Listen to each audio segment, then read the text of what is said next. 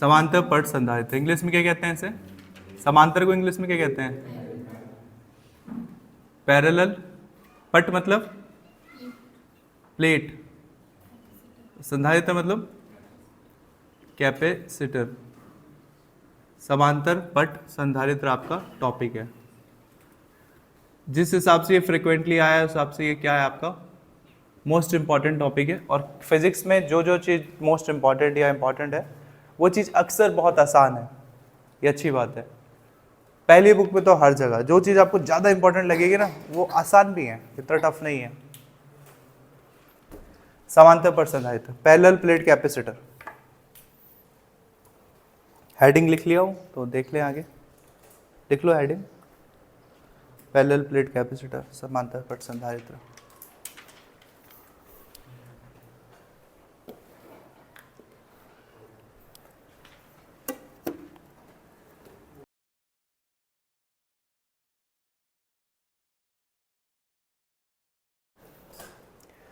ये कुछ भी नहीं, मैंने 2 प्लेट बनाने की कोशिश की है। आपको इतना भी तामझाम की जरूरत नहीं है, आप सिंपल सा 2 लाइन खींचना ऐसे करके, इसके पैरेलल एक दूसरा, ठीक है। ऐसे 2 प्लेट आप 2 लाइन खींच दो, इससे भी काम हो जाएगा आपका, इतना चौड़ा बनाना भी जरूरत नहीं है। देखो हम एक संधारित्र बना रहे हैं, और कैसा संधारित्र है जो जिसमें प्लेट है, ये 2 प्लेट है और दोनों प्लेट एक दूसरे के क्या है, समांतर है, पैरेलल मतलब आमने सामने। और इसको हमने क्या कर दिया है, एक प्लेट को हमने आवेशित कर दिया है। आवेशित करने का मतलब मैंने पहले भी समझाया होगा, इसको किसी बैटरी से जोड़ दिया है हमने सपोज, और बैटरी के प्लस टर्मिनल से जोड़ा है तो उस पर कौन सा आवेश आ जाएगा, प्लस। और प्रेरण के वजह से सामने वाले प्लेट में कौन सा चार्ज आ जाएगा, माइनस, ठीक है। तो हम इसके पीछे का डायग्राम शो नहीं करते हैं फिलहाल, यहाँ देख ही लो। अगर ये बैटरी है तो ये प्लस से कन्वर्ट हो चुका है, कनेक्ट हो चुका है ये, तो ये प्लस और ये माइनस, बस इतना शो कर रहा है। और ये वाला कौन सा चार्ज आ गया, इस पे प्लस चार्ज आ गया सपोज। तो अगर इस पे प्लस चार्ज आ गया तो प्रेरण के वजह से इस पे कौन सा चार्ज आएगा, माइनस चार्ज, इंडक्शन के वजह से, ठीक है। एक की वजह से दूसरा प्रेरित हो गया, और फाइनली ये आपका बाहर। और बहुत सारी बुक में आप देखोगे कि ये जो सेकंड प्लेट है इसको वो भूमिगत कर देते हैं, मतलब इसको यहां से अर्थिंग दे देंगे। इसका मतलब है कि ये जो तार इसमें जोड़ा है ये आगे जाके किसी चीज से जोड़ा नहीं है, इसको जाके सीधा अर्थिंग कनेक्ट कर दिया है, अर्थिंग से मतलब या फिर जमीन से कनेक्ट कर दिया है। आपके प्लग में भी देखोगे 3 होते हैं तो उसमें एक अर्थ का होता है, वो सीधा कहाँ जाता है, नीचे की तरफ। तो ये आपका इस टाइप का वो है, कैपेसिटर है। आपको ये अर्थिंग दिखाने की जरूरत नहीं है, आपको ये दिखाने की जरूरत नहीं है कहाँ से जुड़ा है, आपको बस मेन बीच में जो प्लेट है उससे मतलब है।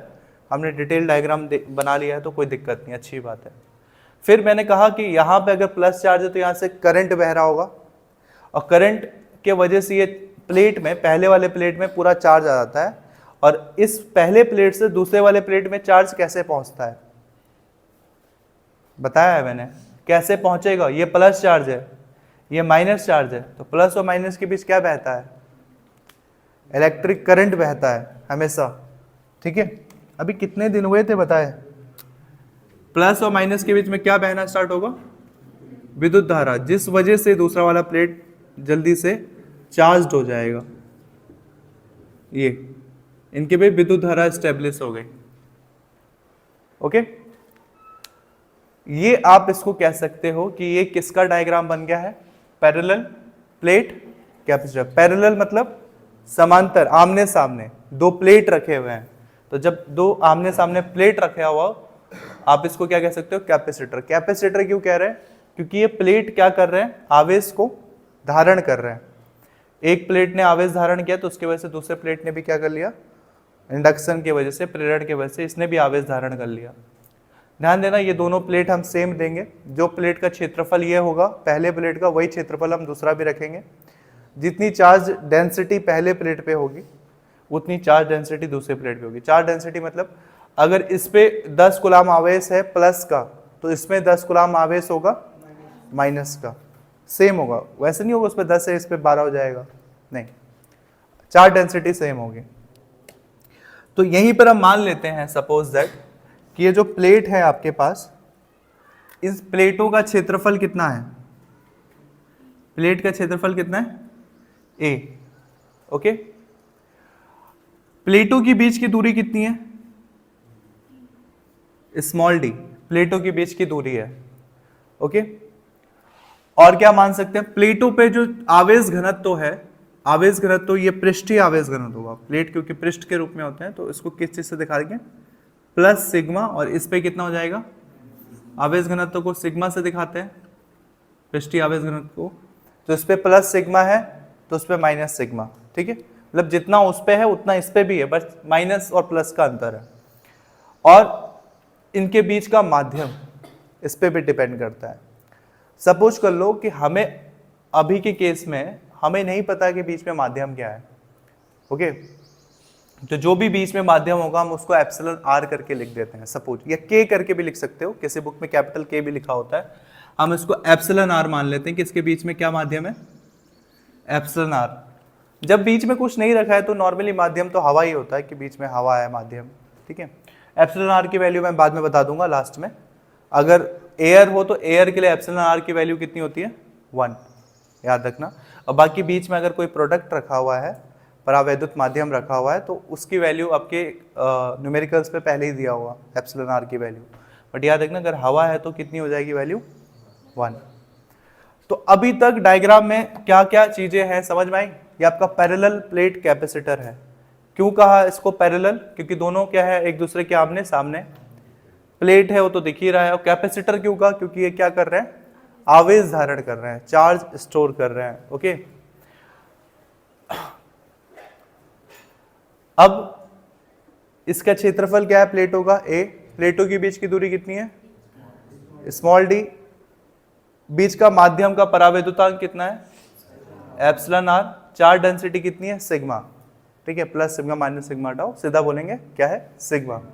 अब हम इसको डिराइव करना चाहते हैं। अच्छा, इन दो प्लेटों के बीच विद्युत क्षेत्र कितना एस्टैब्लिश हो रहा है। मान लिया इन दो प्लेटों के बीच विद्युत क्षेत्र कितना बन रहा है, ई बन रहा है। क्या आपने गॉस के थ्योरम वाले चैप्टर में, गॉस के एप्लीकेशन में, क्या ऐसा कोई डायग्राम देखा था जिसमें दो प्लेट के बीच में विद्युत क्षेत्र की तीव्रता निकालनी हो। आंसर याद है, गुड। पहले एक सिंगल प्लेट के लिए हमने गॉस थ्योरम में निकाला था एक आंसर। अगर सिंगल प्लेट है तो प्लेट से कुछ दूरी पर विद्युत क्षेत्र की तीव्रता कितनी होगी। तो सिंगल प्लेट होता था तो ई बराबर आता था हमारा सिग्मा अपॉन 2 एप्सिलॉन नॉट। जब एक प्लेट होता था, जब एक के सामने ये सपोज ए है और एक के सामने मैंने एक दूसरा प्लेट बी रख दिया जो कि सेम टू सेम पहले प्लेट की तरह है, और इसकी वजह से जो विद्युत क्षेत्र बना सपोज इसी बीच वाले पॉइंट पे, इसके वजह से भी विद्युत क्षेत्र कितना, अगर इस पे भी चार्ज डेंसिटी सिग्मा है, इस पे भी सिग्मा है, तो इस पे भी विद्युत क्षेत्र कितना बनेगा, सिग्मा अपॉन 2 एप्सिलॉन नॉट। तो दोनों को जोड़ के कितना बनता था, 1/2 1/2। 1/2 मतलब आधा होता है ना, आधा। आधा प्लस आधा क्या हो जाएगा, पूरा, या फिर 2 एप्सिलॉन नॉट। ये 2 से 2 गया, सिंपल कितना बचेगा, ई बराबर सिग्मा एप्सिलॉन नॉट। ये अपने गॉस के थ्योरम वाले चैप्टर में किया हुआ है, आपको यहाँ पे ये सब करने की जरूरत नहीं है। आप बस याद रखो यहाँ पे आंसर कि दो प्लेटों के बीच में कभी भी विद्युत क्षेत्र कितनी होगी, दो समांतर प्लेटों के बीच में विद्युत क्षेत्र कितनी होती है, sigma upon epsilon not. Okay, देख लो ब्लर है, क्या रहते उस समय है, वरना सारा मेहनत बेकार जाता है। ये हो गया। यहाँ पे विद्युत क्षेत्र की तीव्रता कितनी हो जाएगी दोनों प्लेटों के बीच में, लेफ्ट और राइट अगर करेंगे तब अलग हो जाएगा, तब ये अकेला अकेला वैल्यू आएगा, sigma epsilon 0 sigma upon 2 epsilon 0। प्लेटों के बीच में विद्युत क्षेत्र की तीव्रता कितनी हो जाएगी, ई बराबर सिग्मा अपॉन एप्सिलॉन 0। याद रखना, प्लेटों के बीच में आपके कितनी हो जाएगी, सिग्मा अपॉन एप्सिलॉन 0। और क्योंकि यहाँ पर अगर परावैद्युतांक माध्यम हमने एप्सिलॉन आर भी माना हुआ है, तो आप इसमें दोनों तीव्रता आपको रखनी पड़ेगी, एप्सिलॉन 0 एप्सिलॉन आर। ठीक है, उसको लिख देंगे। अभी तक डायग्राम में जो जो शो किया हुआ है सब समझ में आया, ठीक है। अब जिसने हेडिंग नहीं लिखा है वो हेडिंग लिख लो। और डायग्राम अभी बनाओगे कि डेरिवेशन कर लें, डेरिवेशन कर ले पहले, ठीक है, बना लिया डायग्राम, ठीक है। इसमें एक चीज़ देख लेना, मैंने यहाँ पे नहीं लिखा हुआ है। अगर इसमें मान लिया इस आंसर के अकॉर्डिंग तो एप्सिलॉन 0 होता है, और यदि माध्यम में आपने एप्सिलॉन r वाले माध्यम में रखा है तो एप्सिलॉन r भी ऐड कर लेना, एप्सिलॉन 0 एप्सिलॉन r। कुछ नहीं, अगर वायु है तो एप्सिलॉन r की वैल्यू 1 हो जाएगी, बात वही है, एप्सिलॉन 0 एप्सिलॉन r। देख लो आगे,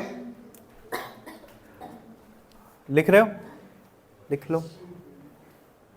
देखो इसमें हमें निकालना क्या है, आंसर क्या निकालना है, मतलब धारिता निकालनी होगी ना। संधारित्र है तो संधारित्र के लिए क्या कैलकुलेट करना है, किस चीज़ से दिखाते हैं धारिता को, क्या फॉर्मूला होता है सी का, Q/V। मैं रिवर्स मेथड अपनाऊं, रिवर्स इंजीनियरिंग, मतलब हमें नहीं पता आंसर क्या है, फिर भी हम डेरिवेशन का पूरा स्टेप पता कर लेंगे, ठीक है। ये मेरा फेवरेट मेथड रहता था। देखो अभी तक आपको पता ही नहीं कि हमें करना क्या है, बट स्टेप का अंदाजा आपको अभी लग जाएगा। हमें पता है, उल्टा चलो, हमें पता है कि पहले निकालना क्या है, C निकालना है, तो C का फॉर्मूला क्या है, Q/V। मतलब C पता होने के लिए आवेश और V का तो पता होना चाहिए बॉस। आवेश का कोई नहीं है, आवेश मान लो कि इस पे कितना आवेश है, प्लस सिग्मा है, तो इसमें मान लो कितना आवेश है, प्लस Q, इस पे माइनस Q। आवेश तो मान सकते हैं नॉर्मली, बट दिक्कत क्या है, हमारे पास क्या नहीं है अभी, V कितना पोटेंशियल है, विभव कितना है, वो हमें नहीं पता। इसका मतलब C निकालने के लिए किसका पता होना जरूरी है, V का पता होना जरूरी है। चलो एक हिंट हमें मिल गया। V का सबसे सिंपल फॉर्मूला कौन सा होगा जो इसमें टर्म्स यूज हो रहे हैं उससे बन सके फॉर्मूला, V बराबर जो इनसे बन सके KQ/R, KQ/R, हाँ बन सकता है, बट R, और उससे सिंपल फॉर्मूला याद करो वेद, V बराबर ED। तो V बराबर E दिख रहा है, दूरी दिख रही है, तो सिंपल सा V बराबर आप क्या लगा सकते हो, ED।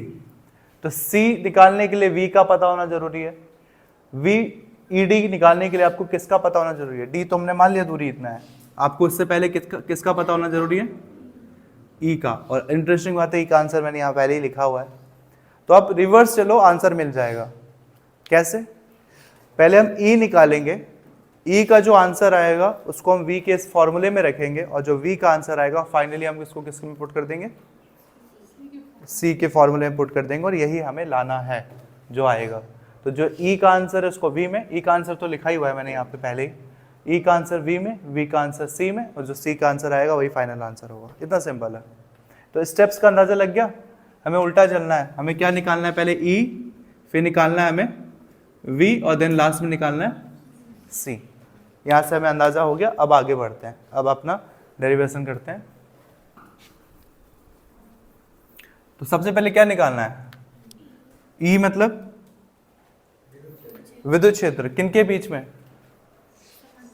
दो समांतर प्लेटों के बीच में विद्युत क्षेत्र, ठीक है। तो हम लिख सकते हैं दो, और समांतर प्लेटें तो दो होंगी ही, ऑब्वियस सी बात है, दो समांतर प्लेटों के मध्य विद्युत क्षेत्र, विद्युत क्षेत्र में शॉर्टकट में लिख रहा हूं, तुम पूरा लिखना, ठीक है। E बराबर, या फिर सिंपल इसी के आगे लिख देता हूं, E बराबर क्या होगा, दो समांतर प्लेटों के बीच विद्युत क्षेत्र का फॉर्मूला गॉस के नियम से, सिग्मा अपॉन एप्सिलॉन 0। बट हमने मान लिया कि यहाँ पे आपका जो ये है पराविद्युतांक के कितना है, एप्सिलॉन r, तो दोनों ऐड कर लो। तो E बराबर कितना है आपका, सिग्मा अपॉन एप्सिलॉन 0।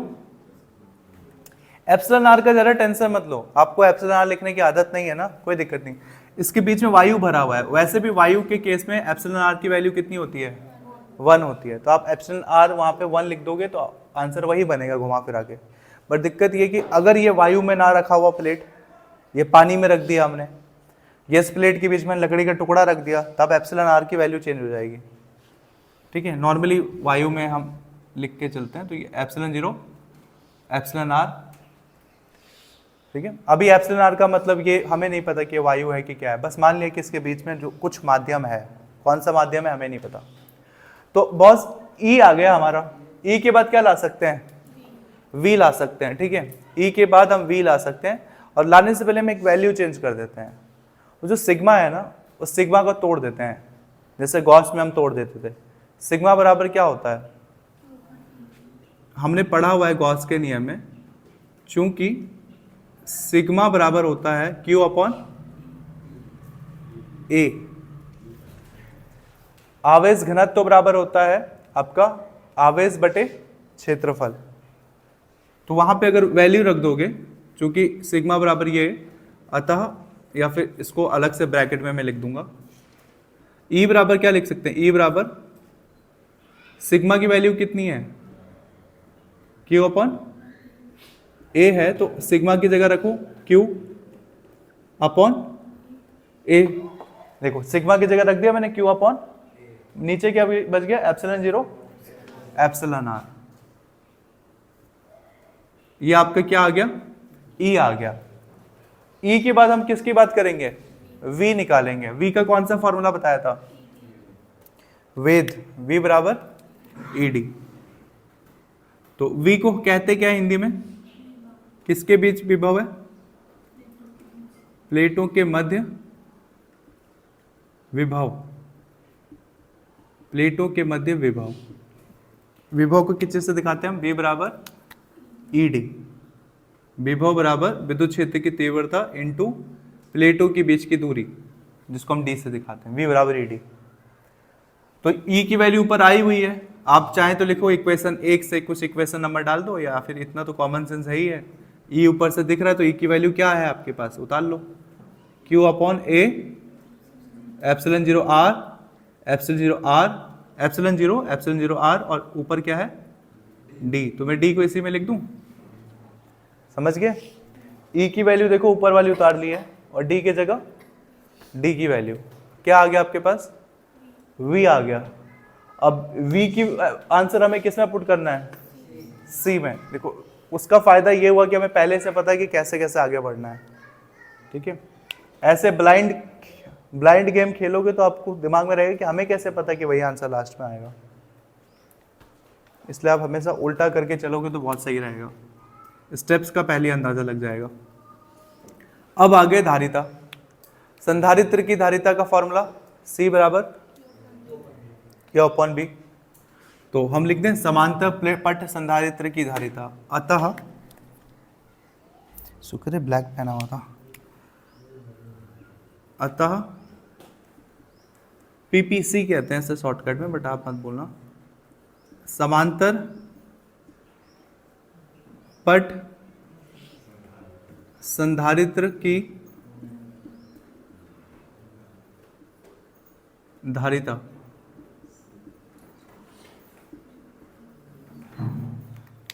C बराबर कितना होता है, Q बटे V। अब क्या करेंगे हम बताओ, किसकी वैल्यू रखेंगे, आपका जो भी है V का आंसर आया उसको हम क्या रख देंगे, यहां पे पुट कर देंगे। तो C बराबर Q, और V का आंसर क्या आया नीचे, V का आंसर क्या आ चुका है, QD upon A epsilon R। ये हो जाएगा, कुछ कैंसिल हो रहा है, कुछ कट रहा है, क्या कट रहा है, Q से बचा क्या, D अपॉन Q से Q कट गया। मैंने ये भी बहुत बार बताया होगा, जो चीज बटे के भी बटे में हो, बटे में पूरा ब्लू वाला टर्म है और उसमें भी सबसे बटे में ही है, जो चीज बटे के भी बटे में होता है वो कहाँ चला जाता है, सबसे ऊपर ट्रांसफर हो जाता है। मतलब ये फाइनली सॉल्व करोगे तो ये सबसे नीचे है, बटे के भी बटे में सीधा ऊपर चला जाएगा। तो फाइनल आंसर क्या हुआ, सी। क्यू से क्यू तो काट चुके हो, ठीक है, या फिर जिसको ये लाइन समझ में आ जाए वो ठीक, जिसको नहीं आया वो बस इतना मान लो कि क्यू से क्यू कट गया तो ये तो क्यू की जगह 1 आ गया, और नीचे क्यू कट चुका है तो क्यू की जगह आ गया सिंपल डी। क्यू तो है नहीं, ये कट गया आपस में, तो ऊपर क्यू की जगह 1, नीचे 1 इंटू डी का मतलब डी, और नीचे क्या बच गया ए जो एप्सिलॉन। ये बटे के बटे वाला टर्म है तो ये सीधा कहाँ चला गया, तो फाइनल आंसर क्या बच गया, C A epsilon 0 epsilon R upon D, ये आपका फाइनल आंसर है। ओके, ये आपका फाइनल आंसर है। और ये चीज आपने संधारित्र की धारिता को, यहाँ इस आंसर से ये भी निकाल सकते हो, संधारित्र की धारिता को प्रभावित करने वाले कारक। तो संधारित्र की धारिता किसके समानुपाती है? क्षेत्रफल के। संधारित्र की धारिता बीच के माध्यम के समानुपाती है। संधारित्र की धारिता प्लेटों के बीच की दूरी के व्युत्क्रमानुपाती है। ठीक है, और समानुपाती व्युत्क्रमानुपाती का जब चिन्ह हटाओगे तो बराबर के साथ एक कांस्टेंट आता है, और वो कांस्टेंट कौन है? एप्सिलॉन 0। वही चीज है जो आपने अभी पढ़ा था। क्या देखा था आपने? C proportional A। संधारित्र की धारिता क्षेत्रफल पे डिपेंड करती है, संधारित्र की धारिता दूरी पे डिपेंड करती है, और संधारित्र की धारिता माध्यम पे डिपेंड करती है। तो तीनों को ऐड कर दोगे तो क्या आ जाएगा? A एप्सिलॉन R अपॉन, समानुपाती का चिन्ह हटाओगे तो बराबर के साथ एक कांस्टेंट आएगा, एप्सिलॉन R है पहले से, वो कांस्टेंट है एप्सिलॉन 0 और अपॉन डी। ये देखो वही चीज है। यहां से आप संधारित्र की धारिता को प्रभावित करने वाला कारक भी निकाल सकते हो।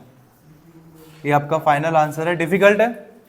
जब ये पहले से आपने रिवर्स इंजीनियरिंग वाला काम कर लिया, चीजें उल्टा चलना स्टार्ट कर दिया, तब आपको ये टफ नहीं लगेगा। रिवर्स इंजीनियरिंग वर्ड पता कब से स्टार्ट हुआ था? सबसे ज्यादा इंडिया में फेमस हुआ था टीपू सुल्तान के टाइम पे। टीपू सुल्तान ने कुछ ना, कहा जाता है कि उसने इंडिया में रॉकेट बनाए थे। हैदर अली एंड टीपू सुल्तान, बाप बेटे। मतलब रॉकेट उस समय तक अंग्रेज भी नहीं बनाया था, वो 1700-1800 की बात चल रही है। उस समय उसने तोप बनाए थे, टीपू सुल्तान ने रॉकेट बनाए थे। और जब अंग्रेज वापस मैसूर में आए, मैसूर के सुल्तान थे उन लोग, तो मैसूर में अंग्रेज आए तो उन्होंने देखा ये क्या चीज़ है, तो उसको समझने के लिए ना उसके जो रॉकेट थे उसको जहाज पे भर के अपने देश ले गए। और कहा जाता है कि उस रॉकेट को धीरे धीरे इन्होंने खोल के समझा कि इसमें क्या क्या इन्होंने लगाया है, और खुद बनाने की कोशिश की। और उसी बेसिस पे इन्होंने फ्यूचर में जाके क्या किया? रॉकेट बनाने स्टार्ट किया। रिवर्स इंजीनियरिंग, जैसे कि आपको नहीं पता ये मशीन के अंदर क्या है, तो आप धीरे धीरे उस मशीन को क्या करोगे? खोलोगे, कहाँ पे क्या रखा हुआ है, और फिर सेट करोगे। तो आपने धीरे धीरे उसको, पहले ये निकालना था हमें पता है, फिर आपने खोला कि ये निकालने के लिए V का पता होना जरूरी है, V निकालने के लिए E का पता होना जरूरी है। इसका मतलब हम पहले क्या निकालेंगे? E निकालेंगे। ये आपका मोस्ट इंपॉर्टेंट क्वेश्चन था, बट डिफिकल्ट है नहीं। सिंपल सा आपने एक स्टेप बाय स्टेप वैल्यू रखते गए, आंसर कटते गया, फाइनली जो बचा वो आपका आंसर है। तो आप इसको उतार लो, रिपीट कर दूंगा, पहले इसको उतार लो।